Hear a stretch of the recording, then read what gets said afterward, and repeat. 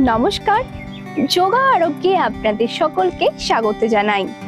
আজকে আমরা যে যোগাটা নিয়ে এসেছি তার নাম হচ্ছে গোমুখাসন। আসুন তাহলে আমরা দেখে নিই এই গোমুখাসন করলে কি কি উপকারিতা পাওয়া যায়। যাদের অ্যাঙ্কেল জয়েন্টের সমস্যা আছে তাদের ক্ষেত্রে এই যোগাটা খুবই উপকারী।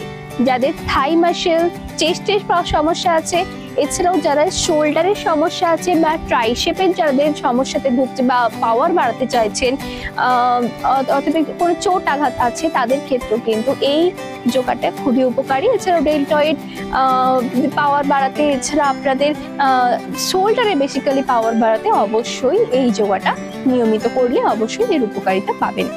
এছাড়াও যাদের মেরুদণ্ডের সমস্যা আছে তাদের ক্ষেত্রেও কিন্তু এই যোগাটা খুবই গুরুত্বপূর্ণ। এছাড়াও যাদের হাঁটুর পেনের সমস্যা আছে, হাঁটুতে পেন হয় তাদের ক্ষেত্রেও কিন্তু এই যোগাটা খুবই উপকারী। এছাড়াও যাদের ক্ষেত্রে দেখা যায় যে হাঁটু এবং পায়ের জোর কম তাদের ক্ষেত্রেও কিন্তু এই যোগাটা খুবই উপকারী। তাহলে আসুন আমরা দেখে নিই আজকের যোগা গোমুখাসন। যাদের হিপ জয়েন্টের সমস্যা আছে তাদের ক্ষেত্রেও কিন্তু এই যোগাটা খুবই গুরুত্বপূর্ণ।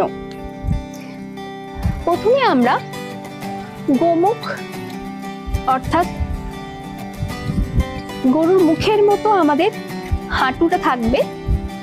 দেখুন, একটার ওপর আর একটা হাঁটু এইভাবে বসানো থাকবে এবং পা দুটো যতটা সম্ভব পিছনে দেওয়া যায় ততটাই এর উপকারিতা। এবং হাঁটু দুটো অবশ্যই খেয়াল রাখবেন যে একটার ওপর যেন আর একটা হাঁটু এইভাবে কিন্তু চেপে থাকবে। প্রথমে আমরা ডান দিক এবং তারপর আমরা বাঁ দিকে এই যোগাটা দেখে নেব। প্রথমে আমরা ডান হাত উপরে এবং বাঁ হাত নিচে রেখে এই যোগাটা করব। আমাদের মেরুদণ্ড যেন একদম সোজা রাখে।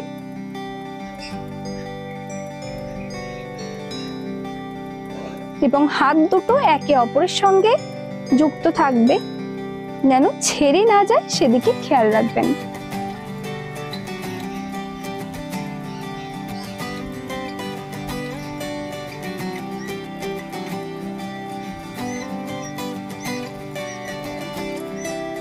এরকম 10 থেকে 20 সেকেন্ড করার পর আমরা আবার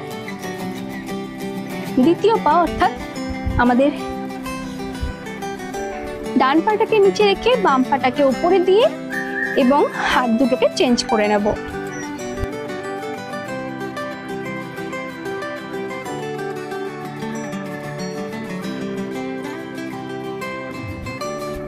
বাঁ হাতটাকে উপরে দিয়ে ডান হাতটাকে নিচে রাখবো। খেয়াল রাখবেন মেরুদণ্ড যেন সোজা থাকে।